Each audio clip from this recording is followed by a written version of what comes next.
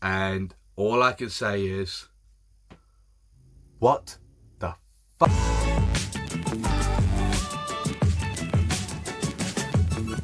What's going on, YouTubers? Thank you very much for tuning in again for another episode of To Be Frank. And today I want to talk about something completely different. It's kind of going to be like a bit of a rant, a bit of a discussion, but really what I want to be talking about is the events that have happened over this weekend.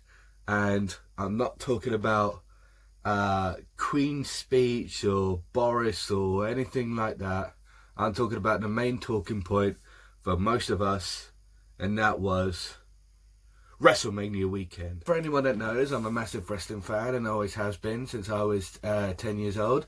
And over the weekend, I held a live reactions video on Facebook for everyone to enjoy, both on the Saturday and the Sunday night.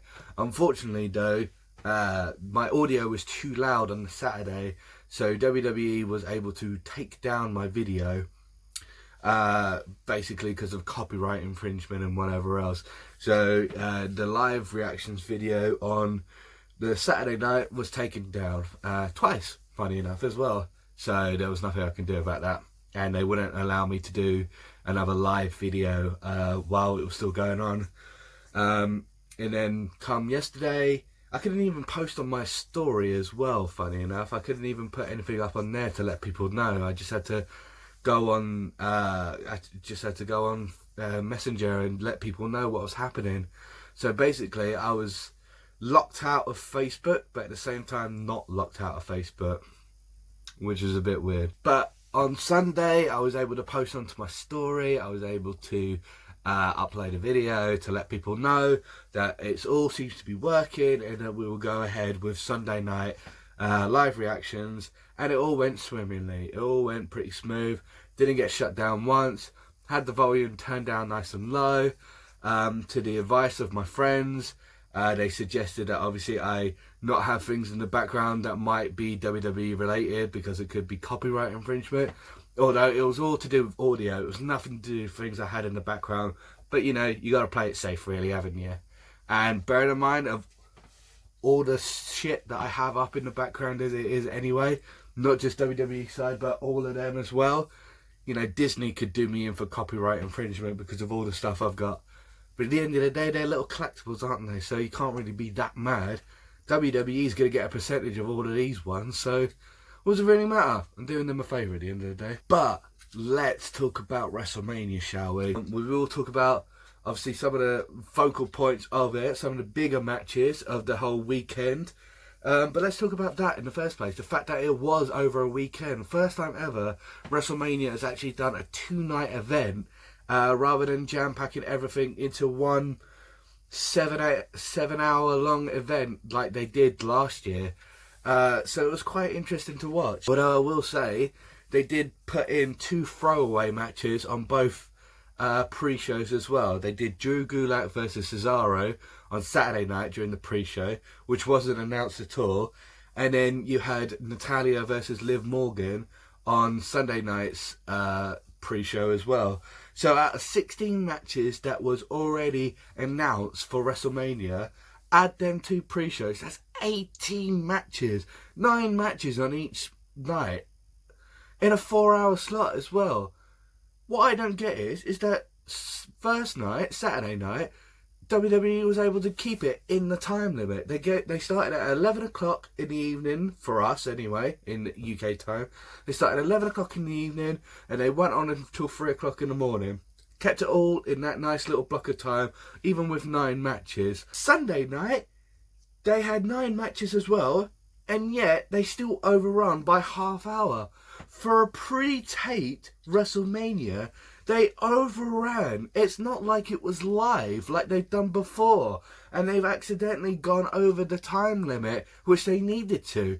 This is pre-recorded. They could have cut bits out. They could have trimmed it down so it stuck between the timeline, and yet it still overran. And I'm not going to lie, second night was a bit boring for me compared to the first night. First night, WrestleMania Night 1 on the Saturday, we had matches like Becky Lynch versus Shayna Baszler, which was the 3rd match on the first night. And quite frankly, if you go from main eventing WrestleMania the year before that Becky Lynch did, and ended up becoming not only the first woman to win a main event at WrestleMania, but she walked out with both titles, to be in the third match on a 2-night weekend of WrestleMania feels a little bit downgraded to me.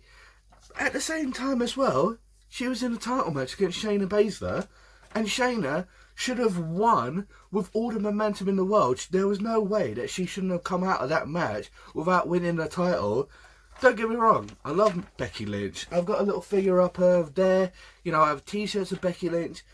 You know, proud Irish heritage. I've been a big fan of Becky Lynch for a long time, for a while, even before the man gimmick that came around.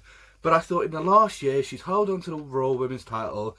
It was pretty much done and dusted, wasn't it? It was time for her to give up the title and give it to someone like Shayna Baszler, because that was the point that she had come around and she was going to be the new face of the women's division for Raw anyway. And what did they do? They kept the title on Becky Lynch. I mean, I don't have too much of a problem with it, but at the same time, it's like, why did we build up Shayna Baszler to be this absolute monster since coming on the main roster, destroying everyone at Elimination Chamber, to only be defeated by Becky Lynch at WrestleMania? It makes no sense. This should have been Shayna Baszler's time to win the title, and yet we ended up blowing it. Well, I didn't do anything. WWE, Vince McMahon, decided that she doesn't really find Shayna Baszler that entertaining. She doesn't like, he doesn't like Shayna, so he's kept the title on Becky Lynch. I mean, Vince, I get it. You're a man of your way, and you like things the way you do. There's certain people that you like and don't like, so you give them the push and give them the rub here and there.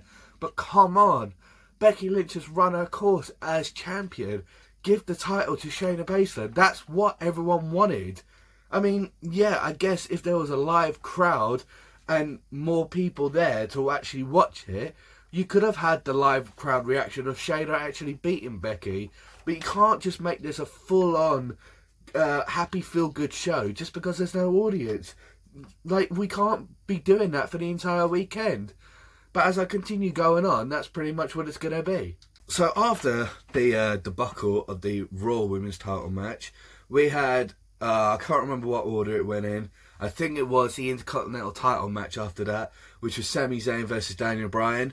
I really had high hopes for this match as well. I thought it was going to go better. I thought there was going to be more of a back and forth kind of match between Bryan and Zayn, but it wasn't. It was Zayn just being the cowardly heel that he was, and he ended up retaining the Intercontinental title, which I thought it might have happened. I put on my little pick'em sheet here anyway that Daniel Bryan was going to win, but it ended up being Sami Zayn. I kind of had a feeling while the match was going on that I made the wrong choice. Then you had Kevin Owens versus Seth Rollins in what was called a hometown pride match. Ended up with Seth Rollins getting disqualification, so Kevin Owens ended up winning. But then Kevin Owens ended up going back onto the mic and saying, we're not doing it like this, we're going to go and make it a no disqualification match.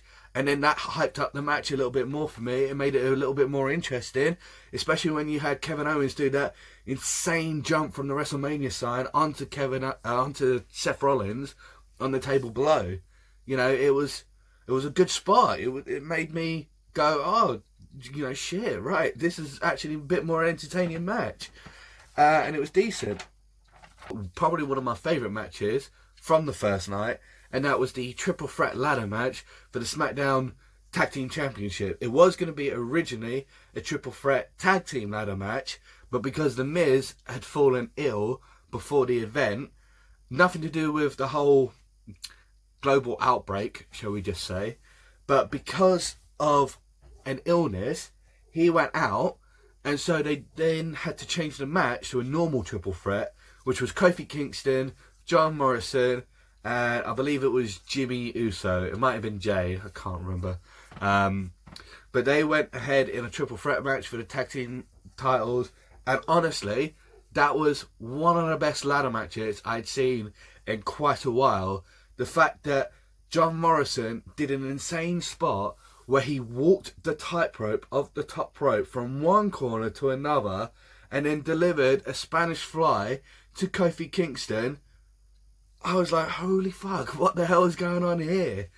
As well, I think at one point, Kofi did a springboard off the top rope, did a flip, like a molly go round, onto, I think it was Morrison that was on the ladder, and basically did a hurricanrana off of it. Like, this is insane. It was by far one of the finer ladder matches I'd ever seen, and especially at WrestleMania. It was really well done between three fantastic performers. It would have been better if you'd had all six in there, but those three pretty much were going to be the highlight of the match anyway. So I'm glad that those three got together and they were able to do that ladder match so well and so perfectly on the first night. And then before we get to the main event of night one, we got to talk about the Universal Championship match, which again was going to be Roman Reigns versus Goldberg for the Universal title.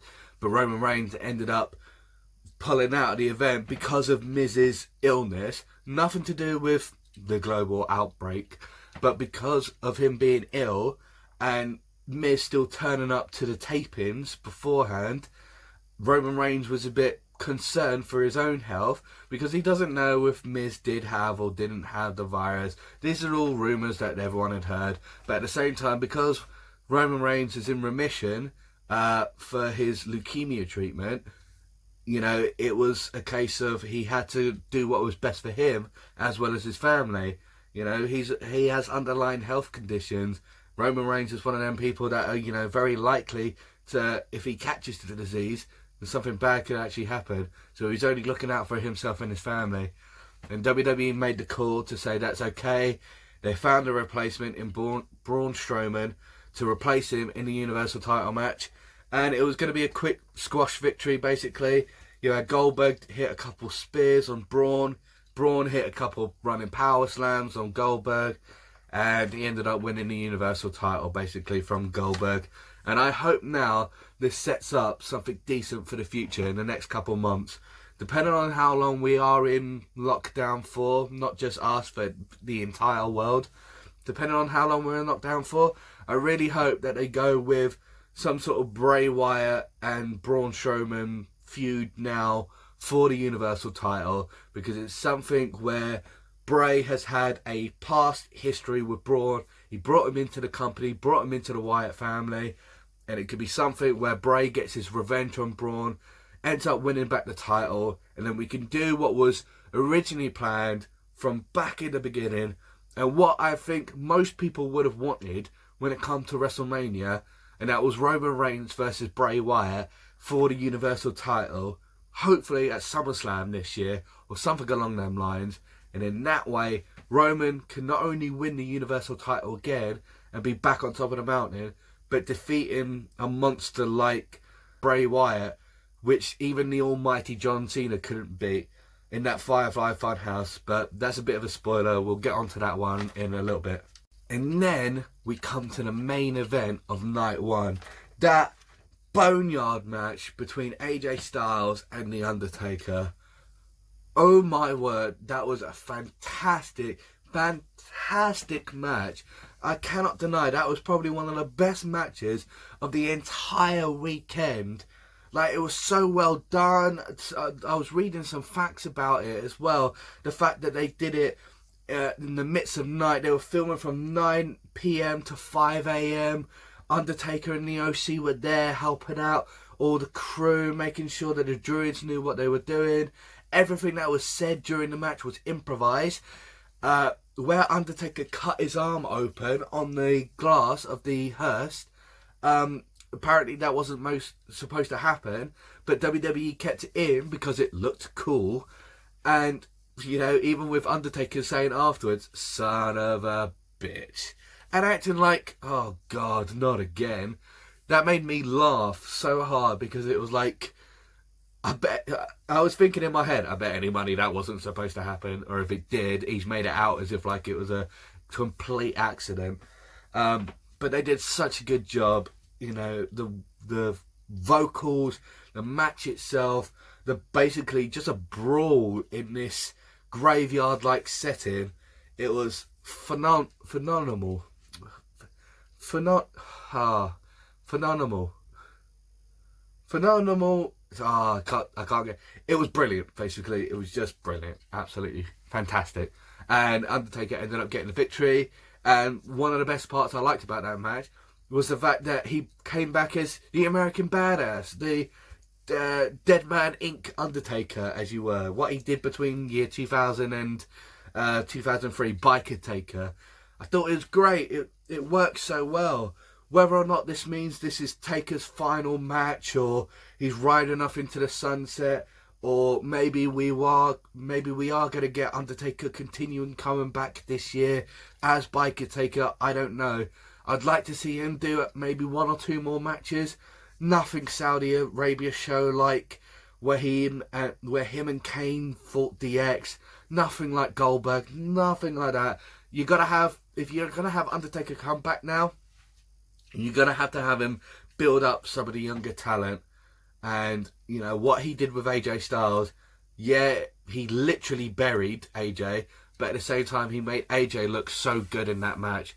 So hats off to the both of them. They did a fantastic job. And then we head over to night 2, because obviously, well, we're in night 2, we're going to change our shirt.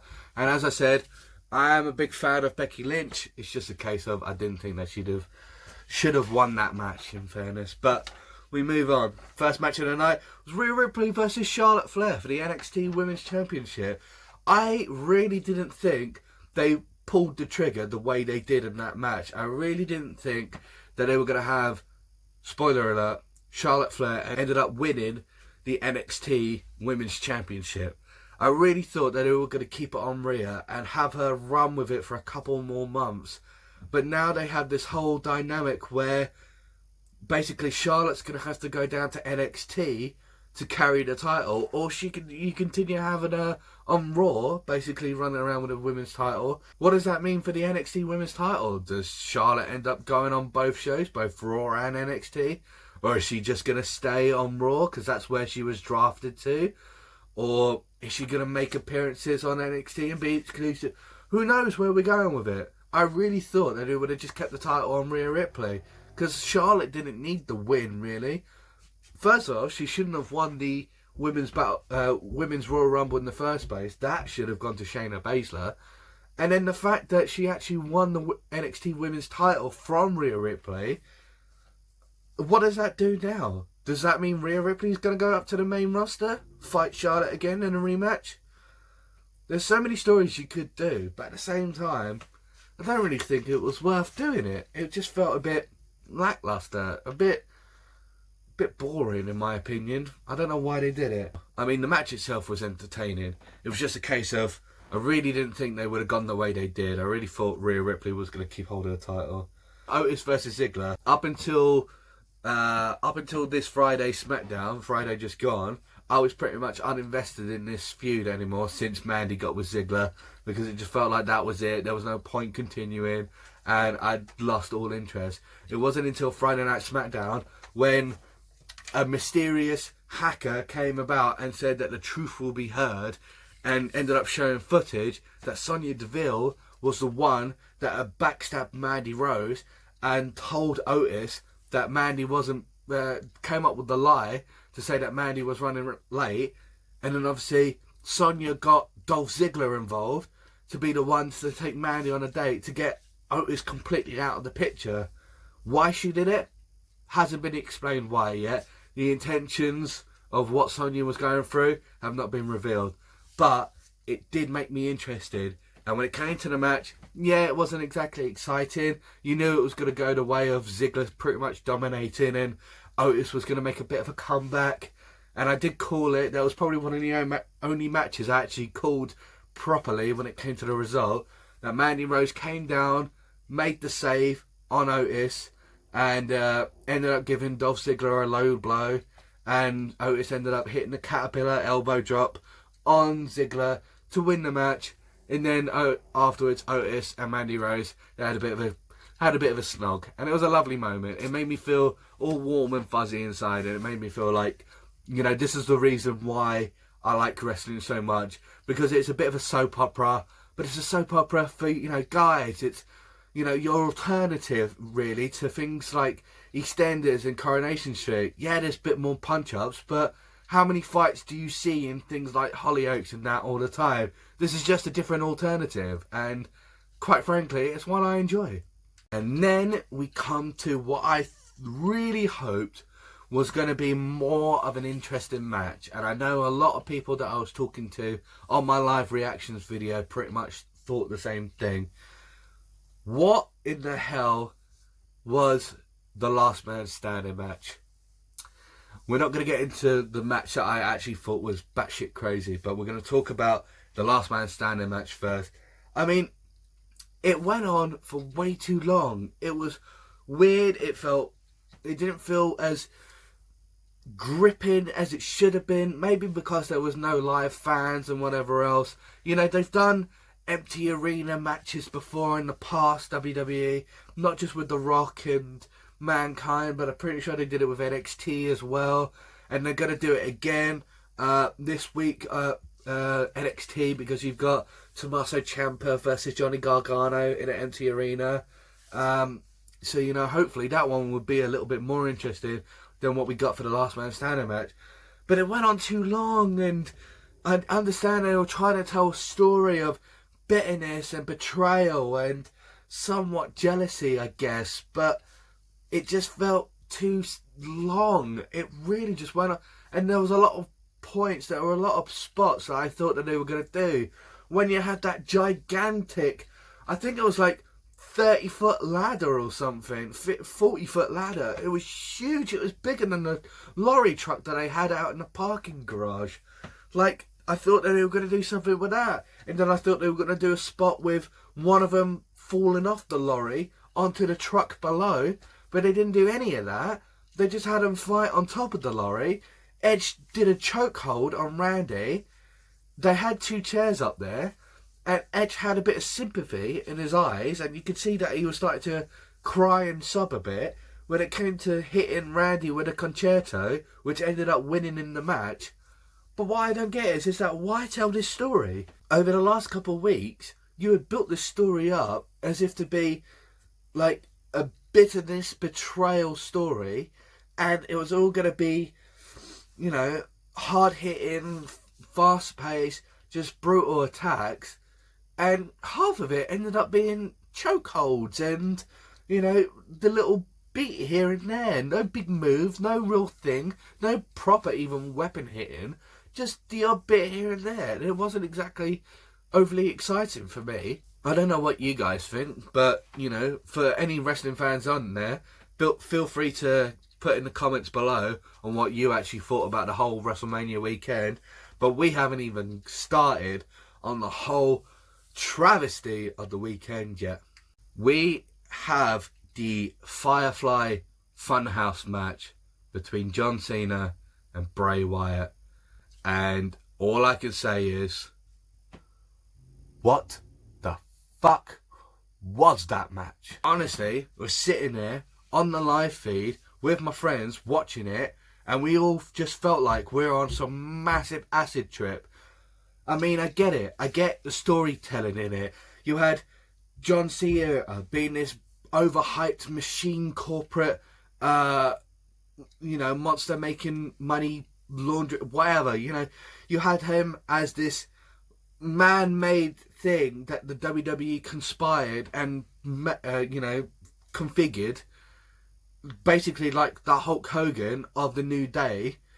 And had him go through all of his past and, you know, work through his debut again, and the fear that he was going to get the sack, his bodybuilding stuff, his rap gimmick and how that pretty much saved his career, but at the same time fans hated him, to the whole stuff with Bray Wyatt in their first feud together 6 years ago at WrestleMania 30, you know, the Bray Wyatt from down in the bayou sort of thing, which, in quite honestly, everyone says the same thing. Bray should have gone over in that match 6 years ago, and then we've ended up having to do this match, which could have been a lot better. And then we go from storytelling wise to Bray Wyatt basically reenacting, what's it? He reenacted Eric Bischoff from the NWO days, and John Cena came out with a WCW Heavyweight Championship belt, spray painted NWO on it, wearing an NWO t-shirt, doing the too sweet to Bray Wyatt, basically just acting like Bischoff and Hogan back in the day, before Cena ended up beating down Bray Wyatt, and then Bray ended up disappearing, and then ended up being Huskins, the pork pig, and then we had The Fiend finally make an appearance, hit the mandible claw on Cena, then hit Sister Abigail, and then did the mandible claw again to basically put him down. Firefly Funhouse Bray did the pin, I guess, and that was it. It was Bray ended up winning the match. And I'm not even sure you could call it a match, but it was definitely something where I went, what the fuck am I watching? It was nowhere near boneyard match type of level of match. It should have been so much more than what it was. And the fact that they hyped it up as if like it's going to be movie-esque style filming and storytelling, and it didn't live up to the hype. I really felt almost cheated out of it in a way. So I was really disappointed when it came to it. And obviously we had the main event of the entire weekend.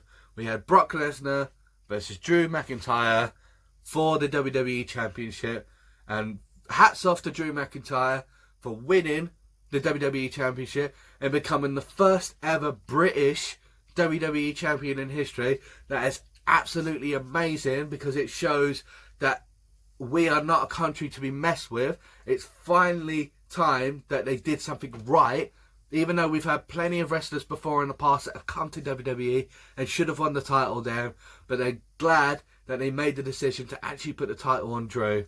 And I'm sure every person in this country is thinking that because he's Scottish, you know, he's not exactly English, it's not an English person winning the title, but it's like when Andy Murray wins Wimbledon, we all say, thank God, because he's British, so it means we have a British Wimbledon champion. And then when he ends up losing, we all go, oh, he's Scot, isn't he? It's a Scottish person. Not that I have anything wrong against Scots, that's just what people say, isn't it? So I'm glad that Bray Wyatt won, but you knew how it was going to go. It would end up going to be F5s and German suplexes for Brock, and then Drew was going to come out, just hit some Claymore kicks. That's literally all the offensive that Drew did in the match. He hit 4 Claymore kicks, and that was it. That was Drew winning the match, basically. He didn't do anything else. And as I said, I'm happy that Drew won. Don't get me wrong. I'm absolutely thrilled that he did. I just wasn't as excited as I should have been, because there was no live crowd. There was no live reaction. And I couldn't feel off the energy of the people, not only in the stadium, but, you know, my friends that I should have been watching it with, the people that I should have gone round houses to watch and drinking with all night long over the weekend, should have had the same reaction as everyone, but I just didn't. And it pains me to say, because I really, really wanted to be overly excited, but I just wasn't. And I think I have the same feeling about the entire WrestleMania weekend. If I was with other people, or if I was watching it and there was a live audience and I saw their reactions to things, I might have felt the same way about this WrestleMania. I just don't think I had the same interest in it as other WrestleManias. Don't get me wrong, there were some great matches overall. It just shouldn't have gone down the way it did. And I think most people will agree with me to say that WrestleMania itself, this entire weekend, shouldn't have gone down the way it did. Obviously, Vince McMahon being McMahon wanted to continue putting the show on and make sure that he did have something that the fans could clamour onto. But at the same time, Vince, you should have left it until SummerSlam. You should have just binned off SummerSlam this year, and hopefully by August time, when this whole pandemic has blown over, you could have done the whole WrestleMania week up in that SummerSlam slot. And bearing in mind some of the things that we missed out as well. We missed out on the Hall of Fame. We missed out on NXT TakeOver. You know, pinnacle points of the WrestleMania weekend we missed out on. I feel sorry for those that should have been inducted in the Hall of Fame that didn't get their shot. Of course, they will later this year, but it's not the same as a WrestleMania weekend. It doesn't matter what time of the year you do it. It's just the fact that you want to do it at WrestleMania. Of course, they'll probably do it later this year at SummerSlam, but it's just not the same as a WrestleMania weekend, is it? Same with NXT TakeOver. You should have had a fantastic performance out of all of them talent coming out of NXT, but we didn't because Vince did what he wanted to do. And I don't blame him for doing the way he did it, because he wanted to put on a show to entertain the fans at this time and make sure that they still had something to watch over the time that should have been WrestleMania and was WrestleMania. But at the same time, you lose the crowd, you lose all of that atmosphere that brings WrestleMania about, and it just feels like a dead house show. So unfortunately, as much as I'd like to say this whole WrestleMania was a fantastic and interesting spot, I have to say it wasn't exactly one of my favourite ones. But if anything, night 1 was a lot better than night 2. Let's just put that out there. The triple threat ladder match for the tag team titles, the Boneyard match, the Daniel Bryan, Sami Zayn match wasn't exactly great, but at least it was far more entertaining than some of the other matches, especially over the weekend. And Kevin Owens versus Seth Rollins. You know, we had some interesting matches from night 1, and it was a hell of a lot better than night 2. But that's my opinion. I want to know your opinions as well. This video has gone on a lot further than I thought it would have, and I'm probably going to have to do a hell of a lot of editing for it. But make sure you put your comments below and let me know what you think of WrestleMania weekend. Tell me if you enjoyed it. What was your favourite match? What do you think was the shittest match of the night? What was your favourite spot? Do you think they should have continued doing it the way they did, or do you think they should have waited until later the year? What do you think is going to happen with things like Hall of Fame and NXT TakeOver? I want to know everyone's opinion. Let me know what you think about future title matches now that we know the landscape of the new champions, Drew McIntyre and Braun Strowman. Where do you think we're going to go with any other titles? What is WWE's plan moving forward? What are we going to do when it comes to the Raw and SmackDown after WrestleMania? Obviously, this comes out on Tuesday, so Raw would have happened last night. I won't know because I'm recording this today being Monday, so I don't know what happens tonight, but this video comes out tomorrow. You get the picture. I won't know what's happening until tomorrow, basically, when this video goes up. But let me know anything you want in the comment section below. We'll have a big old chat about it, and we'll talk about what should be coming up for WrestleMania soon. If you want to see more wrestling talk, feel free to comment saying that you like this and that you want to see me do more bits, whether it's review old past WrestleManias, old pay-per-views. If you want to talk about my favourite wrestlers of all time, you want me to talk about anything wrestling related, if you want me to use this energy and talk about anything else when it comes to films and Disney or games, whatever, I don't care. You know, we're in a state of crisis at the moment with the country and the whole world with this pandemic, and it's time that we got a little bit more focus, a little bit more togetherness. Even though we can't do it personally, I can't be there with you so we can hang out and chat and whatever else, but it doesn't mean that I don't care. I'm always here to listen. If anyone wants a message, if anyone wants to talk, you know where I am. I'm always at the other end. I'm never off my bloody phone, and I'm always there to chat if you need to. And we will get this, we will get through this together. You know, stay home, stay safe, make sure you're washing your hands. You know, that's all the government's been asking for. That's all anyone's ever been asking for. So we stay home and we stay safe. And I thank you for your time, for listening and watching.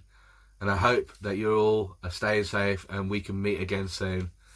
And I will say to you, toodaloo.